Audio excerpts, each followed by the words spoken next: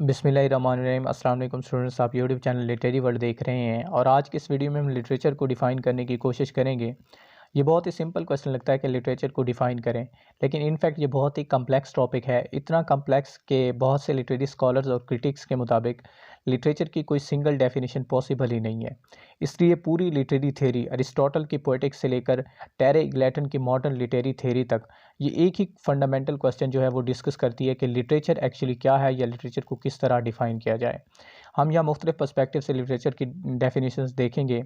एटमोलॉजिकली अगर हम देखें तो वर्ड जो लिटरेचर है ये एक्चुअली एक लैटिन वर्ड लिटरेचरा से निकला है और ये लिटरेचरा डिराइव किया गया है एक और लैटिन वर्ड लिटरा से। लिटरा का मतलब होता है a letter of the alphabet that is essentially related with writing.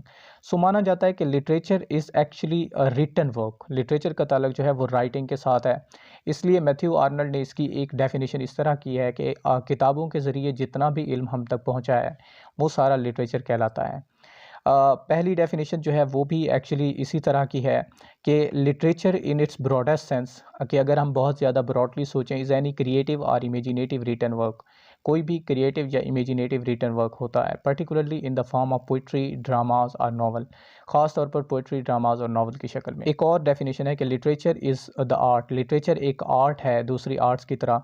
या आर्ट की डेफिनेशन का आपको पता होना चाहिए कि आर्ट इज़ एक्चुअली जब इंसान अपनी क्रिएटिव और इमेजिनेटिव स्किल्स को यूज़ करते हुए कोई वर्क जो है प्रोड्यूस करता है, उसे आर्ट कहा जाता है। मिसाल के तौर पर पेंटिंग एक आर्ट है, स्कल्पचर एक आर्ट है, इसी तरह लिटरेचर भी एक आर्ट है दैट एक्सप्रेसेस लाइफ, जो ज़िंदगी को बयान करता है इन वर्ड्स, लफ्ज़ों में, that appeal to our senses. और वो लफ्ज़ जो है हमें हमारी सेंसेस को अपील करते हैं, हमारी इमोशंस को अपील करते हैं और यहाँ से हमें एस्थेटिक प्लेजर मिलता है। इसलिए मैं जो लिटरेचर की बेस्ट डेफिनेशन मानता हूँ वो ये है कि एनी क्रिएटिव और इमेजिनेटिव रिटन वर्क, वर्क है ये word, that gives aesthetic player, जो एस्थेटिक प्लेयर फराम करे। एस्थेटिक प्लेयर, अब ये वर्ड बहुत कम्प्लेक्स है एक्चुअली। जब आप ब्यूटी और ट्रुथ को कंबाइन करें और आपको एक मुसरत मिले, खुशी मिले, उसे एस्थेटिक प्लेयर कहा जाता है।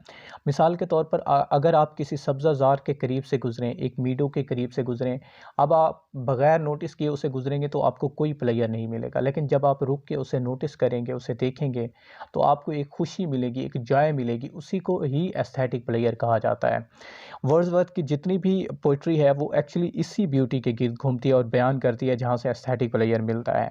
एक और डेफिनेशन है लिटरेचर की, स्टॉपवुड ब्रूक ने की है। स्टॉपवुड ब्रूक एक आयरिश राइटर हैं। इनके मुताबिक राइटिंग इज़ नॉट लिटरेचर। हम राइटिंग को उस वक्त तक लिटरेचर नहीं मान सकते unless it gives to the reader an aesthetic pleasure, जब तक कि ये रीडर को एस्थेटिक प्लेयर या मुसरत फराम ना करे, which arises not only from things said, जो सिर्फ उन चीज़ों से ना हो जो वो बयान कर रहा है, but from the way in which they are said, बल्कि उस तरीके से भी जिस तरह वो बयान कर रहा हो।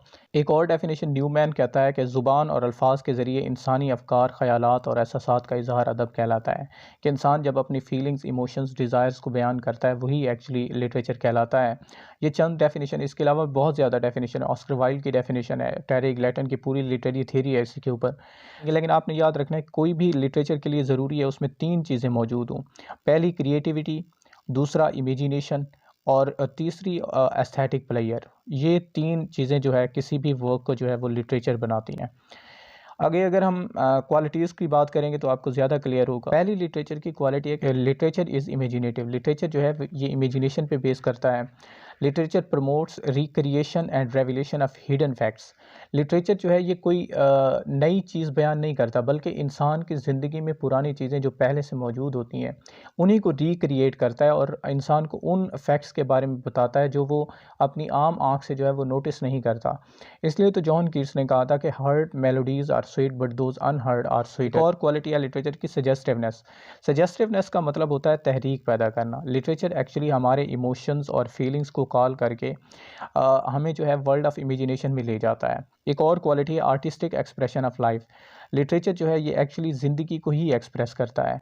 Literature deals with life experience in artistic manner. ये आर्टिस्टिक मैनर में ज़िंदगी के एक्सपीरियंसेस को बयान करता है। और फोर्थ वन क्वालिटी है लिटरेचर की, literature uses words in powerful, effective and yet captivative manner.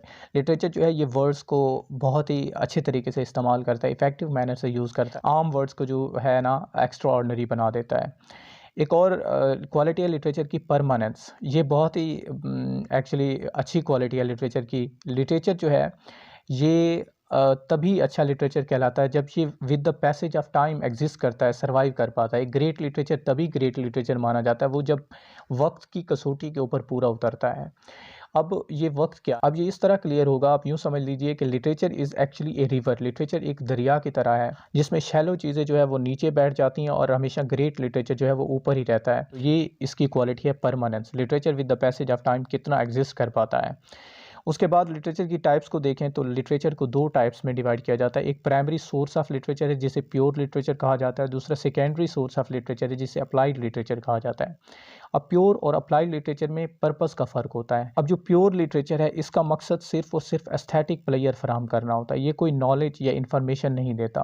दूसरी साइड पे जो अप्लाइड लिटरेचर है ये साइंस की किताब की तरह होता है जो इंसान को नॉलेज और इन्फॉर्मेशन फराहम करता है। और प्योर लिटरेचर की बेस्ट एग्जांपल है ode to nightingale by John Keats. दूसरी साइड पे अगर हम देखें अप्लाइड लिटरेचर की एग्जांपल, वो कोई भी साइंटिफिक बुक हो सकती है जैसे चार्ल्स डार्विन की ओरिजिन ऑफ स्पीशीज, जहाँ वो सर्वाइवल ऑफ द फिटेस्ट की बात करते हैं।